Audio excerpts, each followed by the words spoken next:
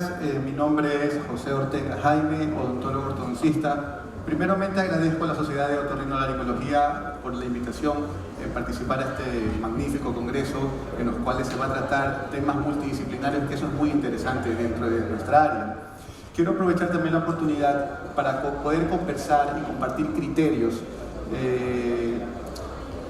sobre estos tipos de tratamientos, asimismo conversar sobre una parte bonita de la odontología que a largo plazo nos puede ayudar a fomentar o a capacitarnos más dentro de una área un poco desconocida, que es la apnea del sueño.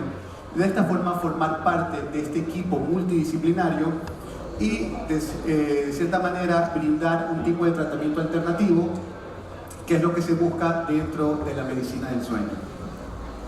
Bueno, el tema es DAM, dispositivos de avance mandibular, una alternativa eficaz para el tratamiento del SAOS. Vamos a hablar ligeramente para hacer un preámbulo y contextualizar nuestro tema acerca de los trastornos del sueño.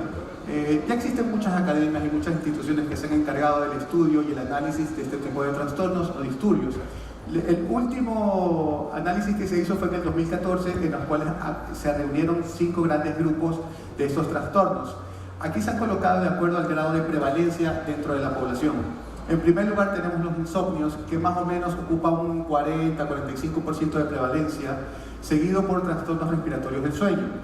Existen otros trastornos que son poco frecuentes, pero que también se presentan en la consulta.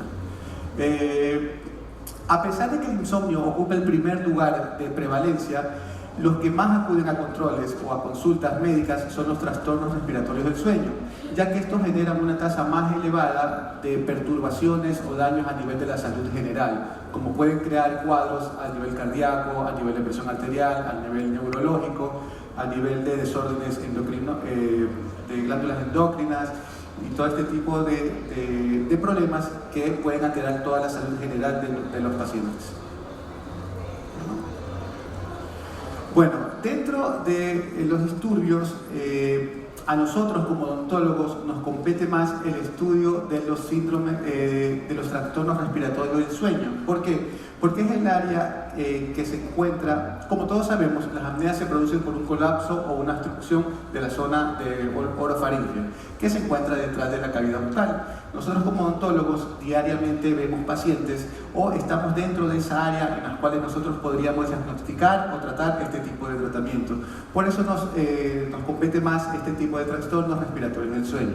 Ahora, a su vez, dentro de estos trastornos hay una subdivisión, por eso es que existe casi 100 disturbios diferentes, dentro del cual el más importante va a ser el síndrome de síndrome obstructivo, que podría ser el síndrome obstructivo de apnea del sueño o una resistencia de las vías aéreas.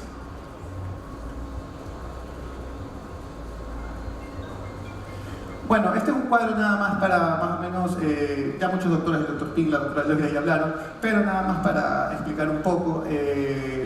La vía aérea normalmente tiene que tener una longitud determinada para que pueda circular el aire a través de ellas. Pero justo a nivel de esta zona van a confluir 3 elementos anatómicos muy importantes, que son la lengua con su parte posterior, todos los tejidos blandos como es el paladar blando, la úvula y las amígdalas. Cuando existe un desorden tanto de tamaño como de posición de cualquiera de estos elementos, va a producir un colapso a nivel de esta área. Este colapso puede ser o total o puede ser parcial. Cuando es parcial, simplemente se produce una ligera abertura de este canal en la cual el paciente tiene que esforzarse para respirar. Al tratar de llevar la respiración con más fuerza, esto va a provocar una turbulencia en la cual va a causar una vibración a nivel del pelo del paladar, que es como se produce el ronquido. Pero cuando existe la obstrucción total, son los pacientes que ya sufren realmente de apneas. Ahora, pueden existir pacientes que presenten apneas sin ronquidos o pacientes que roncan que no tienen apnea. Indiscutiblemente los dos están relacionados, pero siempre hay que tomar en cuenta eso. Si un paciente ronca, ya es un signo de que podría desencadenarse o presentar algún tipo de apnea ya obstructiva real del sueño. Bueno, se ha hecho un protocolo acerca del estudio del tratamiento, de los síndromes de apnea. Existen varias opciones de tratamiento de acuerdo si el paciente presenta solo un ronquido, una apnea leve o una apnea ya un poco severa. La causa principal, o lo que se indica primeramente, es bajar de peso. ya que mucho se asocia, o la causa principal de las apneas es el sobrepeso de los pacientes. Entonces siempre se indica bajar de peso, así mismo como también tener una actividad física, ya que también se ha encontrado que la falta de tonicidad muscular, y sobre todo a nivel de los músculos de la faringe, pueden ocasionar también este colapso. Segundo, tenemos descongestionantes nasales que ayudan al paso del aire por la nariz. La terapia de posición, que es una terapia que viene desde hace muchos años sin saberlos, es la típica que nosotros estamos durmiendo y nuestra pareja nos pega un codazo, un almohadazo, ¡ay, estás roncando, despiértate! Entonces eso ya es la terapia de posición, que actualmente también se toma como parte del tratamiento dentro de estos problemas. Cirugías en adultos, principalmente pacientes que presentan hipertrofia a nivel de las amígdalas o un agrandamiento del paladar blando. Para estos, como los anestesiólogos, se utiliza el protocolo de Mayamping, eso, que mira el grado del tamaño del paladar blando, y de acuerdo a esto se puede proceder o realizar un procedimiento quirúrgico. Cirugías en niños, principalmente son los pacientes que presentan hipertrofias de las adenoides. Nosotros como odontólogos funcionales nos damos cuenta de esto desde los niños, porque nosotros sabemos que estas obstrucciones de las vías aéreas causan de que los niños cambien su respiración, que lo indicado y lo fisiológico debe ser nasal, a una respiración bucal. Y esto a su vez a futuro va a traer secuelas en cuestión de crecimiento y desarrollo, tanto de los elementos blandos que son musculares o de los elementos óseos a nivel del maxilar o de mandíbula, pudiendo ocasionar ligeras asimetrías, ligeros cambios en posición de los huesos en el paciente durante la adolescencia o cuando sean adultos. Bueno, los dispositivos orales, que es el tema que nos compete hablar, y las máscaras respiratorias, que son los CPAP, que es la indicación principal de todos los médicos. Bueno, todo parte desde un correcto diagnóstico. Al tratar estos trastornos, nosotros sabemos que son disturbios que van a afectar la salud general del paciente. Nosotros como odontólogos formamos parte de un equipo multidisciplinario, pero al ser problemas de salud general, los que deberían realizar un correcto diagnóstico son los médicos especialistas en el sueño. Para eso se valen de muchas herramientas, como los exámenes polisonográficos, los exámenes poligráficos, las oximetrías, todo este tipo de análisis para saber en qué grado o en qué estado catalogar al paciente, si presenta apneas leves, moderadas, apneas centrales, solamente colapsos obstructivos de estas vías aéreas. Una vez que ya se diagnostica al paciente, se puede saber cómo tratarlo.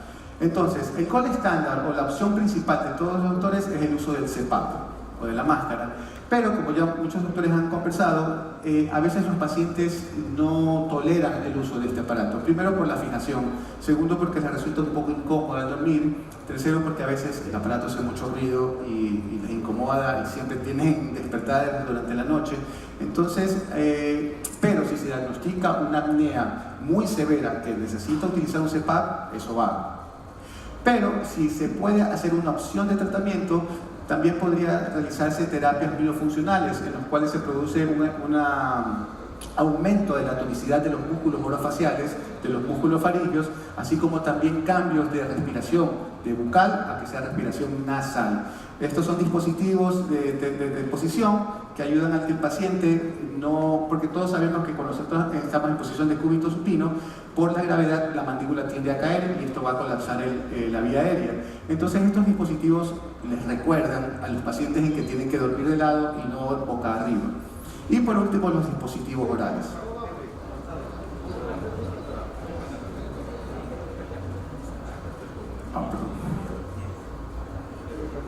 Bueno, en esta imagen simplemente es para ver cómo actúa el dispositivo, que como su nombre lo indica, este produce un avance o una rotación de la mandíbula hacia adelante y hacia arriba, que a su vez va arrastrando la parte de la lengua. Al realizar esto, va a aumentar y va a mantener esta distancia antero-posterior del velo faríngeo o del orofaringe para que pueda permitir el paso correcto del aire a través de esta área. Dentro de los dispositivos orales tenemos muchos aparatos. Los aparatos intraorales son dispositivos usados en la cavidad oral durante el sueño y con el objetivo de prevenir el colapso entre los tejidos de la orofaringe y de la base de la lengua, reduciendo así los eventos obstructivos de las vías aéreas respiratorias o VAS. Este concepto no es nuevo. Ya a nivel de 1902, Pierre Robin, al encontrar pacientes que presentaban el síndrome de su mismo nombre, se dio cuenta de que estos pacientes, al tener una micrognatia, la lengua, como no tenía mucho espacio, en los niños, al tener esa posición de cúbito, la lengua se iba hacia atrás por la glossoptosis. Entonces él diseñó un aparato que le denominó monobloc, que ocasiona un movimiento anterior funcional de la mandíbula para llevar la lengua hacia adelante y que no caiga sobre el espacio orofaringeo. A partir de la década de los 80 se empezaron a hacer las primeras publicaciones de tratamientos alternos al uso del CPAP o al uso de procedimientos quirúrgicos. Dentro de estos dispositivos tenemos dispositivos de elevadores del paladar blando, que son unos aditamentos que se le añaden a una placa removible, en los cuales el uso es elevar el velo del paladar y evitar el ronquido. Este dispositivo es efectivo para ronquidos, pero no para apneas. Otro tipo de dispositivos son los retenedores linguales, que ayudan a mantener la lengua en una posición anterior. Estos están indicados en pacientes en que no puedan utilizar un DAM, como por ejemplo pacientes que están en algún tratamiento ortodóntico o que presenten algún problema dentro de la cavidad bucal. Y por último, los DAM. Bueno, según la Asociación Americana de Medicina del Sueño, definen a los DAM como dispositivos que se introducen en la boca y modifican la posición de la mandíbula, la lengua y otras estructuras de soporte de las vías aéreas superiores para el tratamiento del ronquido o exhaust. Lo importante del tipo de tratamiento con los DAM es que la terapia debe ser dada o brindada por un odontólogo capacitado en esto, ya que muchos odontólogos podrían utilizar los DAM, pero no no le han prestado mucha importancia a los efectos colaterales que podrían provocar los DAM. Entonces, por eso se recomienda que sea un odontólogo capacitado tanto en problemas oclusales como en problemas de disfunciones temporomandibulares para reducir en algo los efectos colaterales que podrían producir un DAM. Bueno, dentro de los dispositivos de avance mandibular existen muchos en el mercado. Existen un sinnúmero, unos porque cambian de color, porque tienen algún aditamento adicional.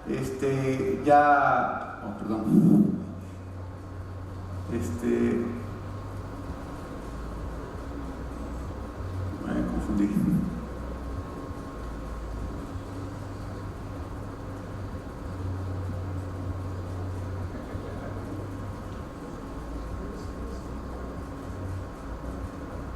Ok, entonces dentro del mercado existen, como hablábamos, un sinnúmero de aditamentos que van a cambiar de acuerdo a su elaboración, al material que estoy utilizando, algún dispositivo adicional.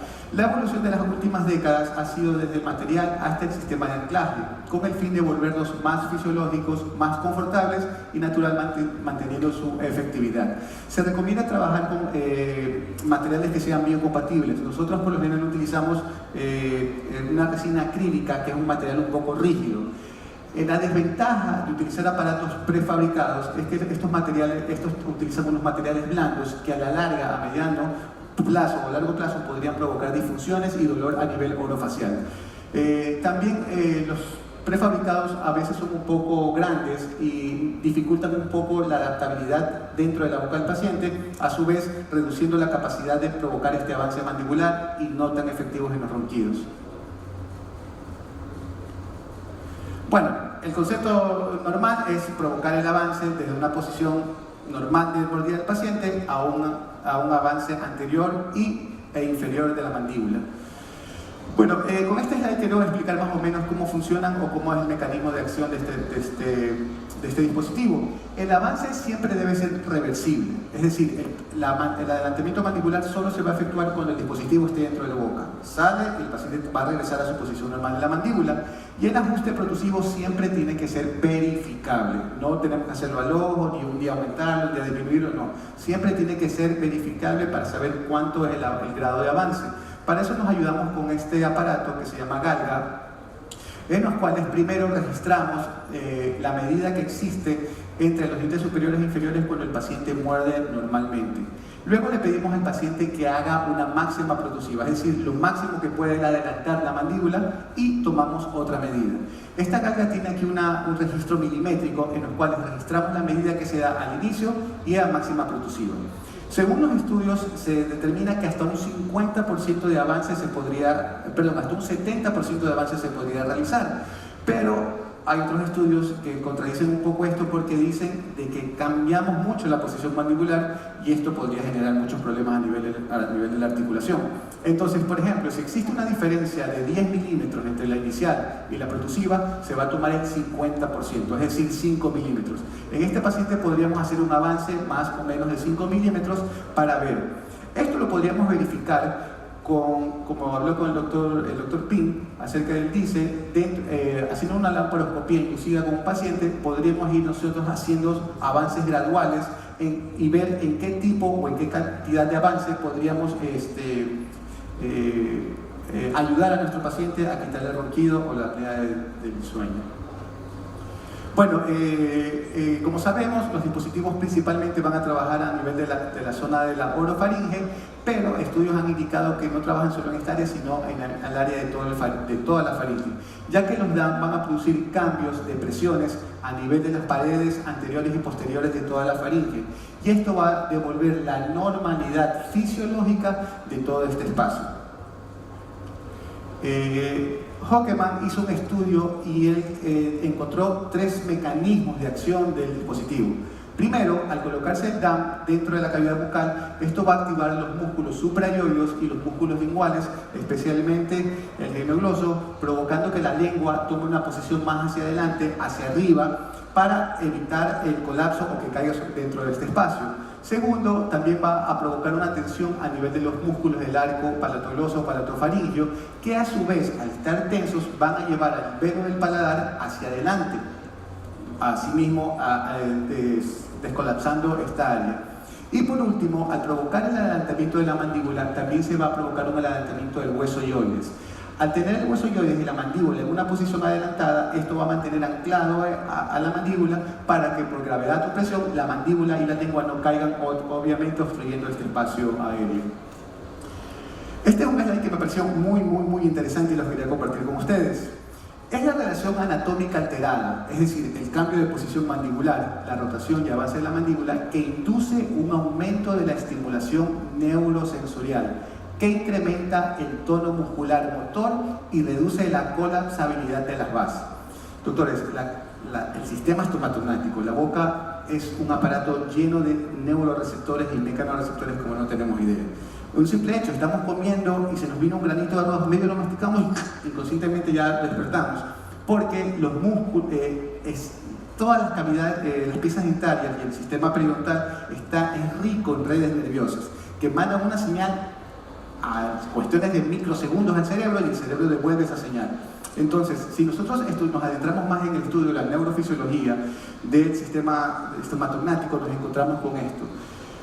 Hay un refrán que dice que a veces los médicos han olvidado que el cuerpo tiene una boca y los odontólogos han olvidado que la boca tiene un cuerpo. Y doctores, todo es una unidad y todo está relacionado. Entonces, al saber de que la cavidad bucal es un centro muy grande de receptores nerviosos, esto puede estimular o puede alterar partes en todo nuestro cuerpo, no solo en la boca, sino en la cabeza, en la espalda, en todo eso de aquí. Entonces esto me pareció muy interesante. Bueno, las indicaciones del DAM, ensayos leves o moderados, ronquidos simples o primarios, bajo índice de masa corporal, riesgo quirúrgico elevados y pacientes con rechazo al CPAP. Como hablábamos, eso podría ser un tratamiento alternativo a esto. Dentro de las contraindicaciones tenemos SAO severos, escaso avance mandibular, pacientes que presentan una micropnea muy exagerada y no se pueda lograr el avance máximo para descongestionar las vías aéreas, gran sobremordida, es decir, un resalte o una diferencia muy aumentada entre el espacio de los dientes inferiores a los dientes superiores, problemas dentales como falta de piezas dentarias, problemas a nivel del esmalte dentario, problemas periodontales, porque como sabemos, el periodonto es el que mantiene el soporte al diente y el aparato o el DAM tiene que ir anclado sobre estas estructuras dentarias. Entonces, si es que no existe un buen soporte dentario, esto puede ocasionar que los pies empiecen a tener movilidad y terminen perdiéndolas. Y obviamente las patologías o disfunciones a nivel de la articulación temporomandibular. Bueno, este es un caso clínico de una paciente que presentaba un ronquido. Colocamos un tipo de dispositivo de avance mandibular para llevar esa mandíbula un poco hacia adelante y hacia arriba y evitar un poco el ronquido. Hicimos una imagen tomográfica y si nos damos cuenta, miren aquí la cantidad de espacio que tiene a nivel del velo del paladar, pero cuando le decimos al paciente que haga un avance mandibular, observamos cómo aumenta esto. Y esto no solamente se ve en una imagen sagital, sino también se puede ver en una imagen axial, en la cual se ve el aumento del diámetro antero-posterior de la zona del velo faríngeo. Bueno, la tasa de éxito, se ha encontrado que el éxito de los dispositivos de avance mandibular en SAOS leves o moderados puede ser más o menos de un 80%, otros estudios han encontrado del 57 al 92%. Pero lo interesante es que también se puede presentar en SAOS, graves, en los cuales también va a existir un grado de avance o grado de efectividad que podría llegar hasta un 55% y en algunos estudios de un 14 a 61%. Es decir, que los DAM no están limitados solamente a SAOS leves, también se podría utilizar en SAOS graves. Bueno, eso tenemos aquí. Bueno, esta es la parte fea de los DAM, que tendremos que tocarla y hablar de ellos, que son los efectos colaterales que podrían provocar esto de aquí. Tenemos efectos a corto plazo o efectos a largo plazo. Dentro de los efectos a corto plazo es la salivación excesiva que el paciente puede presentar durante el uso de estos aparatos. Puede pasar lo contrario, serectomía, en que el paciente no pueda salivar. Tercero, alteración oclusal por la mañana. El paciente se acuesta y duerme con su aparato, con su dispositivo, pero cuando se levanta en la mañana y se quita el aparato, el paciente puede presentar un cambio en su mordida. Es decir, doctor, yo siento que mi mordida no es igual a cuando me desperté. Esto es normal, ¿por qué? Porque los dispositivos en cierta forma también relajan un poco la musculatura masticatoria y hacen de que la mandíbula tome otra posición. Pero eso va a desaparecer en cuestión de minutos. Una vez que el paciente ya tenga contacto dentario, la mandíbula va a volver a su posición normal. Cierto dolor en la musculatura masticatoria y dolor en la encía o los dientes de apoyo donde va anclado el aparato. A largo plazo, alteraciones dentoalveolares. Puede provocar movimientos en las piezas dentarias, movimientos hacia adelante, hacia atrás o apiñamiento de estas piezas. O lo más importante, que son trastornos de la articulación temporomandibular. Por eso es que es importante que esto sea manejado por odontólogos capacitados dentro de esta área. Bueno, un resumen para los médicos es en qué casos podríamos utilizar un DAM y en qué casos no podríamos utilizar un DAM. Sí podríamos utilizar un DAM en pacientes con ronquido como síntoma principal. Segundo, pacientes que no quieran utilizar un CPAP como herramienta de tratamiento, pacientes que no puedan realizarse algún tipo de cirugía o presenten algún fallo quirúrgico, pacientes que tengan viajes frecuentes y no puedan andar con su CPAP en su maleta, y pacientes claustrofóbicos porque sienten un poco de malestar al utilizar esta máscara. No dan en pacientes con somnolencia como síntoma principal, porque esto ya nos dice que el paciente tal vez tenga alguna apnea ya central o un SAOS ya muy severo. Problemas dentales, enfermedades activas de ATM, obesidad mórbida o desaturación de oxígeno severa. Conclusión, todos los dispositivos orales tuvieron éxito en la mejora del SAOS al ser comparados con dispositivos placebos, lo que sugiere el avance mandibular es crucial para establecer la eficacia. No existe un dispositivo oral que sea el mejor. La elección del diseño va a depender de factores individuales y de un correcto diagnóstico que hagamos sobre nuestros pacientes. El SAOS, como hablábamos, es un trastorno de la salud general, por lo cual se debe manejarlo de una manera integral, por lo cual se ha dividido como un ecosistema que debe de participar varios especialistas para tener un tratamiento multitrabajo y poder cumplir con todas las necesidades de estos problemas. Dentro de la medicina del sueño, como hablábamos, es importante compartir criterios y por eso agradezco mucho la invitación de la doctora Loira, porque nos estamos nutriendo tanto nosotros dentistas de ustedes y los otorrinos de nosotros para complementar nuestro tratamiento y que sea mejor para nuestros pacientes. Por eso el mejor trabajo es aquel que se debe de hacer en equipo. Bueno, muchas gracias. Mi nombre es José Ortega. Cualquier información. En 2017, el diplomado de alta especialidad de trastornos del sueño, ronquido y rinología aplicada, rotaciones y cursos con el Dr. Cajali en cirugía del sueño, actualmente trabajando en el Centro de Otorrinolaringología Quito Hospital Metropolitano Francisco de Quito del Instituto de Seguridad Social y miembro de la International Surgery Sleep Society y miembro de la Sociedad Iberoamericana de Cirugía del Sueño. Muchas gracias, Andrés. Bueno, buenos días a todos, qué chévere encontrar un grupo tan nutrido, un poco interesado en esta parte de sueño dentro de la otorrinolaringología. Empiezo por el final. tenemos el primer congreso de CIVEX, será en Cancún. Les recomiendo que estén muy atentos a esta charla porque se hará una pregunta, si nos da tiempo, Andrés, y el doctor Lugo va a regalar una inscripción para el congreso. No es cierto, pero sí les recomiendo que estén súper pendientes de esta charla y que vayan a este congreso, más allá de lo que vamos a dar de cirugía de sueño, que va a ser una maravilla. Pues es un lugar impresionante, así es que obviamente la invitación empezamos por ello. Entonces vamos a ir súper rápido. Me gustaría primero que me atiendan en 3 o 4 conceptos y luego entramos a técnicas, que es lo chévere, vamos a ver cirugías y todo lo demás, van a ver que les va a gustar. El primer concepto es que la cirugía de sueño es parte de un tratamiento multimodal, es decir, realmente entender la cirugía de sueño como un único tratamiento o como el final del tratamiento de la patología respiratoria del sueño no es lógico, realmente es parte de un tratamiento multimodal, como bien vienen diciendo mis compañeros, y nosotros nos encontramos en esa pequeña partecita allí que se encuentra dentro de este amplio rango de opciones terapéuticas para los pacientes con trastornos respiratorios del sueño.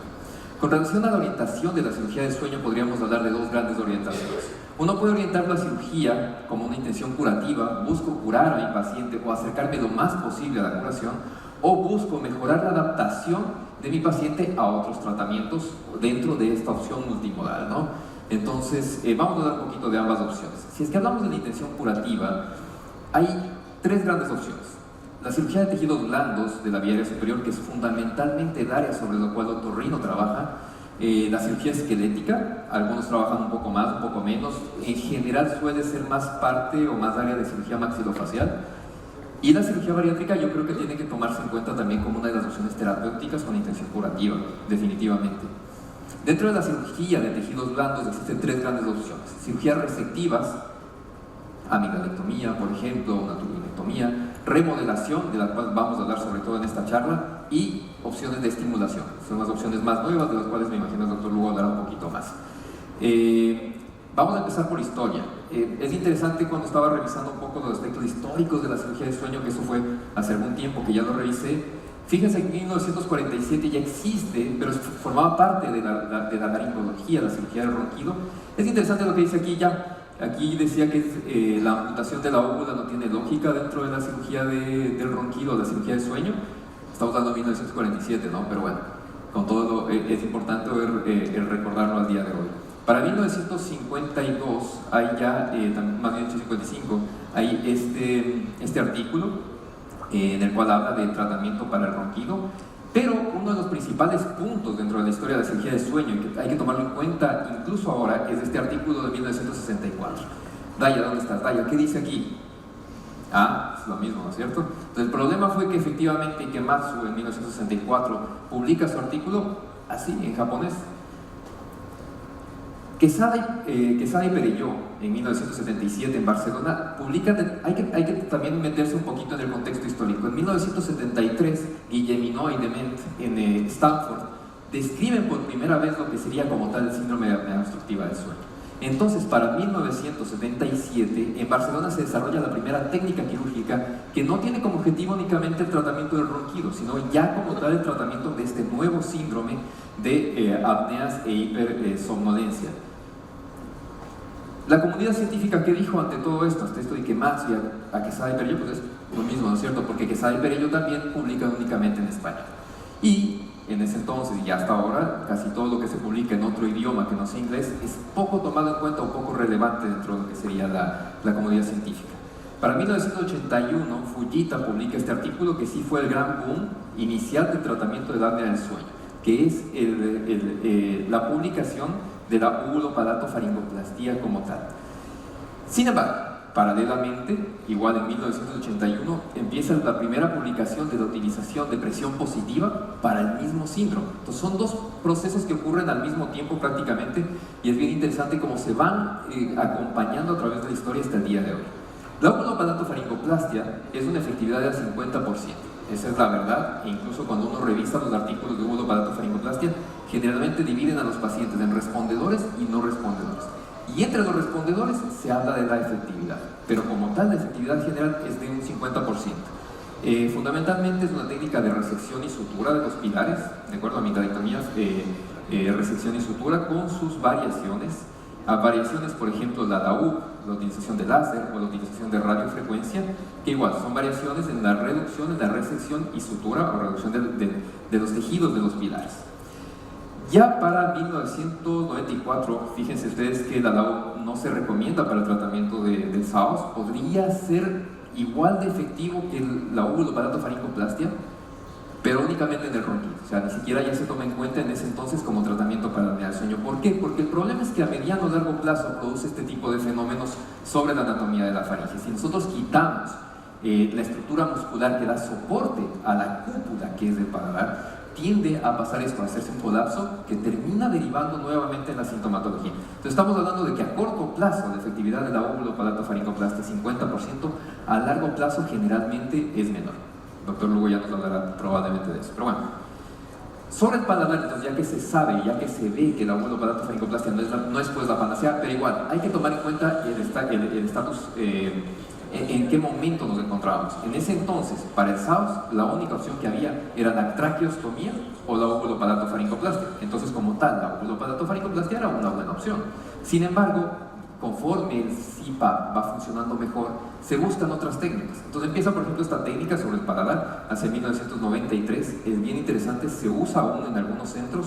Personalmente no la he hecho más allá que en contextos de disección, pero es un avance transpalatino. En todo caso, una herramienta interesante para ustedes, si les parece, como opción.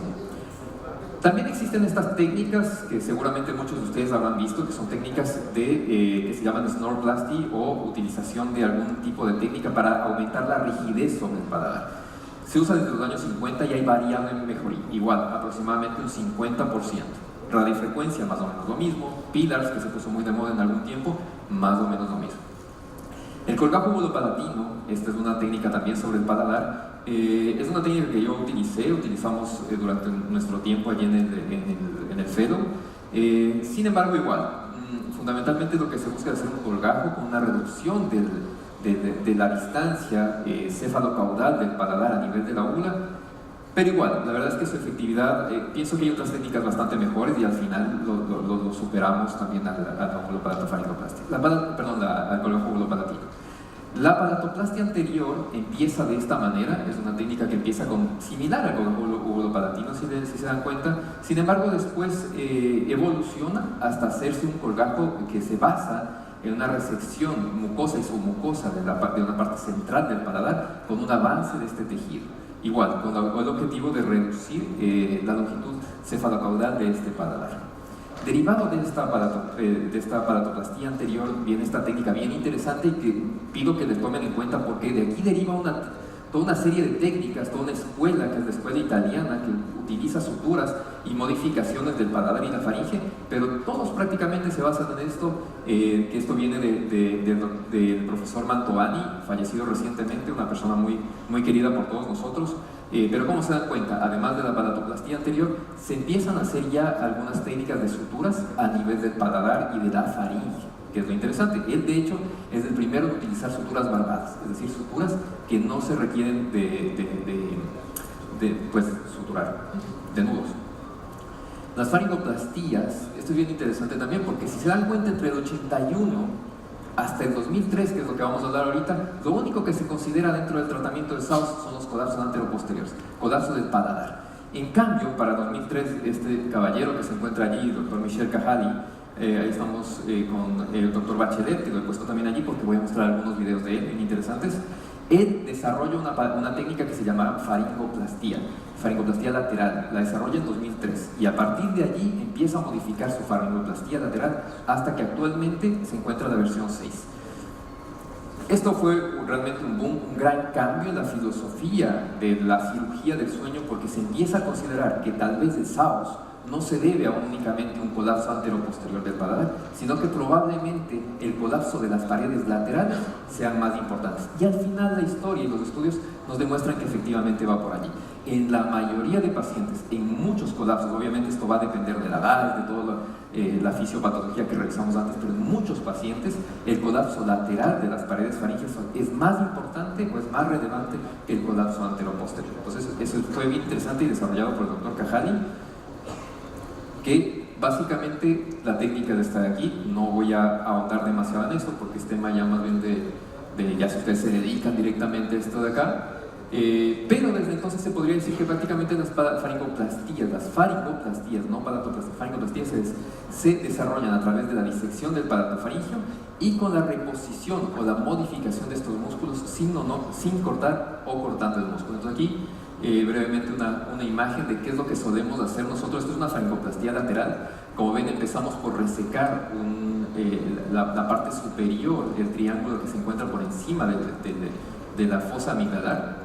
Y a continuación hacemos una disección, que esa puede hacerse de varias maneras, o bien fría como en este caso, o bien con monopolar, del músculo palatofaringio. Como se dan cuenta, es bien interesante en este video, cómo el constrictor superior tiene fibras de forma transversal y el palatofaringio, que está agarrado con la pinza, tiene fibras de cefalocaudal, ¿no es cierto? Entonces se realiza esta disección en la faringoplastia lateral, se llega a la fascia faringobasilar, ¿de acuerdo? Que es lo que ven ustedes allí, para lograr la máxima movilización posible del músculo palatofaringio, que es lo que están viendo allá.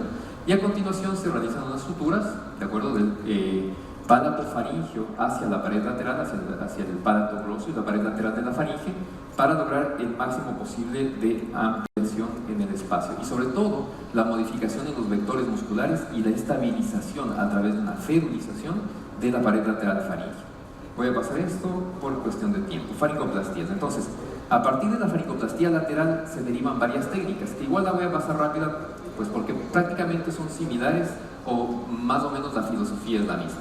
La esfinteroplastía o faringoplastía de Pank, que se basa en algo muy similar, sin embargo con recorte del músculo palatofaringio. La faringoplastía de Lee o de reposición, igual, si se dan cuenta es bien similar a la faringoplastía lateral. Este es un ejemplo de una faringoplastía de Lee, en la cual prácticamente lo que funciona, lo que sobre todo trabajamos es en el extremo superior de esa faringe, y es la modificación igual del músculo palatofaringio y el músculo palatofaringio con relación al resto de la faringe. Hacia el año 2015, y esto como les decía es bien interesante, derivado de la técnica de Mantovani, empiezan estas técnicas con suturas barbadas. Esta de aquí, que es la BRP, es el gran boom, a partir de la cual realmente muchas escuelas se derivan, inclusive la mía, la del Dr. Lugo, que trabaja mucho con las técnicas con suturas barbadas. Nos gusta mucho este tipo de técnicas. Aquí es un ejemplo, este es en un paciente amigdalectomizado, entonces ustedes van a ver que la anatomía es un poquito diferente, pero se basa fundamentalmente en una serie de pases de una sutura que tiene pues, sus barbitas, sus ganchitos, entre el palatofaringio y el palatogloso, para modificar lo mismo, sobre todo los vectores musculares. El momento que se contrae ese palatofaringio o ese palatogloso, se va a modificar la forma de la faringe. Esta es otra opción, es una técnica un poquito más nueva, igualmente derivada de técnicas de suturas barbadas, como se dan cuenta, que es la técnica alianza. Es similar a la BRP con unas pequeñas diferencias, ¿ok? ¿Qué otras opciones hay? Por ejemplo, la zetaplastia, las técnicas de puente colgante. No les hablo mucho de estas porque yo personalmente no tengo mucha experiencia en estas técnicas. Sin embargo, ¿qué es lo que sucede con estas técnicas? Las indicaciones aún se encuentran en estudio. En general, se considera que las palatoplastias funcionan mejor en colapsos velofaringios anteroposteriores y circunferenciales, y en cambio las faringoplastías en colapsos velofaringios y orofaringios laterales. Ahora me voy un poquito más abajo. Recuerden que estábamos viendo la DAIS, y en la DAIS había veces en los que los pacientes pues colapsaban arriba, colapsaban en velofaringe, en paladar, en orofaringe, pero hay otros pacientes que empiezan a colapsar en lengua, en base de lengua, en epiglotis. Entonces, ¿qué hacer con estos pacientes, no es cierto? ¿Qué hacer en la lengua? En la lengua, ¿qué podemos encontrar? En la DAIS, en el examen físico, en una tomografía, en toda la evaluación que hicimos de nuestro paciente. Una hipertrofia de amígdalas linguales, una hipertrofia muscular, que ojo, aquí hay que tener muy en cuenta que podría deberse a podría ser una macroglosia secundaria a una alteración maxilofacial o una alteración en el tono, también se pueden encontrar. La amigdalectomía lingual pues, se puede hacer con varios métodos. Aquí tengo un video de Christian Bachelet, que es de una amigdalectomía lingual, utilizando Coblator. Entonces, si hay una hipertrofia de amígdalas linguales, se puede utilizar el Coblator para hacer una reducción de estas amígdalas linguales, mayormente sin mucha complicación. Si es que consideramos que hay que reducir el volumen muscular, se puede hacer una reducción volumétrica, como la imagen que ustedes ven hacia el lado izquierdo, en la cual se utiliza la punta de Coblator, pero la punta de cornetes. se introduce por varios pasos en la zona central y posterior de la lengua, y con eso se logra una esclerosis y aumentar la rigidez de esa área de la lengua.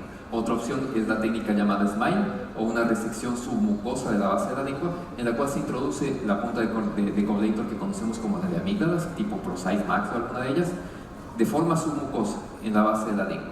Se llega hasta la varícula y se empieza a reducir más o menos un túnel de 1 centímetro aproximadamente, siempre palpando bien para no irnos a tocar la lingual, ¿no es cierto?, la arteria lingual. Otra opción es la glossectomía de línea media y técnicas derivadas de la glossectomía de línea media, similar al SMILE, pero aquí sí que se reseca desde mucosa y musculatura. Por ejemplo, aquí les tengo una imagen, un video de este aquí que se llama CEL, o una coblación básicamente con control endoscópico. Entonces aquí lo que hace es se hacen 3 incisiones o 3 cortes con el Coblator y se va resecando toda esta área de la masa muscular lingual. Como les digo, hay derivados de estas técnicas. Por ejemplo, dependiendo de qué tanto se considere que se necesita resecar, puede ser menos, puede ser más, se pueden sacar 5 o 10 centímetros cúbicos incluso de base de lengua. Entonces lo mismo, aquí se utiliza una punta como de amígdalas tipo ProSize Max y bueno, es una opción. ¿Qué más se puede hacer sobre la lengua? Bueno, parece una tontería, pero la frenodectomía se encuentra dentro de las técnicas que tenemos que tomar en cuenta dentro de las opciones terapéuticas para pacientes, sobre todo de este tipo, o sea, con unas anquiloglosias muy importantes, y en los cuales, tras la fenotipificación, evaluación anatómica y fenotípica de mi paciente, considero que tienen una alteración en el tono. Ahí está este artículo que es bien interesante sobre la utilización de frenodectomía más terapia miofuncional. Recuerden que estamos hablando de multimodalidad terapéutica, pero la utilización de ambas opciones en algunos casos pues se ha visto que sí que puede ser bastante efectivo. ¿Qué hacer sobre el epiglotis? El epiglotis la verdad es que tiene un manejo relativamente sencillo. Si en la DICE, como decía Tierney, encontramos algún tipo de colapso, se puede hacer una epiglotectomía parcial. Esto se puede hacer con monopolar, se puede hacer con Coblator, más o menos como uno se ubique. Lo más importante aquí es la visualización. Habitualmente utilizamos unos truquitos allí y generalmente se utiliza pues el endoscopio, un endoscopio angulado, pero la verdad es que al final del día una epiglotectomía no es una técnica difícil en absoluto. Bueno, esto es una base. Ahora, hablando de técnicas de estimulación, lo más nuevo que se podría decir, tampoco la panacea, tiene sus indicaciones muy claras. Este es un ejemplo de un curso que tuvimos. La paciente está despierta, ¿no? Pero fíjese cuando le aplastan el botoncito del estimulador, se produce un estímulo, sobre todo del músculo geniogloso y de los fascículos que estimulan el jalar la lengua hacia adelante, tonifica esa lengua. Al jalar la lengua adelante, jalamos el músculo palatogloso. Al jalar el palatogloso, jalamos el paladar y así modificamos toda la vía aérea. Pero como les digo, obviamente no es finalmente una panacea. Como opciones existen actualmente la LivaNova e Inspire. Todas estas se encuentran aún sinceramente en estudios, son aún caros. En Estados Unidos, en Europa sí que se están utilizando un poco más. En Latinoamérica únicamente en Colombia y en Brasil. Los costos son principalmente el principal problema. Lo interesante en todo caso se los presento porque aquí en lugar de utilizar el CPAP, el paciente lleva un control remoto. Entonces cuando ya empieza a dormir, aplasta un botoncito, el aparato está, o el estimulador está configurado de tal manera que después de un tiempo en el cual se considera que el paciente va a empezar a dormir, el aparato empieza a funcionar. Entonces el paciente ya cuando empieza a dormir y empieza a arrancar o a tener sus apneas, el aparato empieza a estimular el hipogloso y de eso empieza a jalar la vía aérea y mantenerla patente. 2 minutos, doctor. Sí. Entonces, bueno, esta es otra opción que igual se está apenas trabajando. Y voy a hablarles en este último minuto que tengo de cirugía esquelética. Entonces, como les dije, esto no es algo sobre el cual habitualmente trabajamos los otorrinos, pero es importante conocerla. El avance maxilo-mandibular, desarrollado desde 1990 como terapéutica de la apnea del sueño, y la cual es la opción terapéutica más habitualmente utilizada por los cirujanos maxilofaciales, es bien efectiva, sin embargo bastante cruenta y habitualmente es poco aceptada, digamos, por los pacientes, ¿ya? Excepto si es que tienen una modificación clara y una mejoría clara en su perfil y en su parte estética. Como otras opciones, el avance geniogloso y los derivados del avance geniogloso, la modificación anteroposterior del geniogloso, es una buena opción, se ha visto que es una buena opción para colapsos retrolinguales. Sin embargo, existen un poco las dudas acerca de su efectividad a largo plazo. porque finalmente nosotros estamos produciendo una contracción del músculo al jalarlo, y los músculos generalmente al jalarlo tienden a aumentar las fibras. Entonces, sobre esto no encontré realmente artículos que evalúen a largo plazo, pero en todo caso es una interesante opción. Opciones como las que nos habló Alejandro previamente, el DOME o el SALPE, que modifican la vía aérea pero en lateral. Con esto modificamos la patencia nasal y también los colapsos a nivel sobre todo de hipofaringe. Otra cirugía esquelética que pues la verdad es que la realizo con relativa frecuencia cuando existe una alteración. Esto, yo sé que el doctor Lugo no me quiere por esto, pero es una técnica que sinceramente la usamos con relativamente frecuente para estabilizar lateralmente la hipofaringe, lateralmente, no antero-posterior, que es la suspensión ioidea. Es una técnica relativamente sencilla en la cual se encuentra el hueso ioides y pues se le hace una apexia con el cartílago tiroides únicamente para estabilizar ese hueso ioides y la musculatura asociada al ioides cuando el paciente duerme, que no es más lo que hace, no es que la jala, no es que modifica pasivamente la anatomía, sino únicamente la estabiliza, especialmente durante el sueño. Entonces, bueno, igual, no es una técnica particularmente complicada en realidad.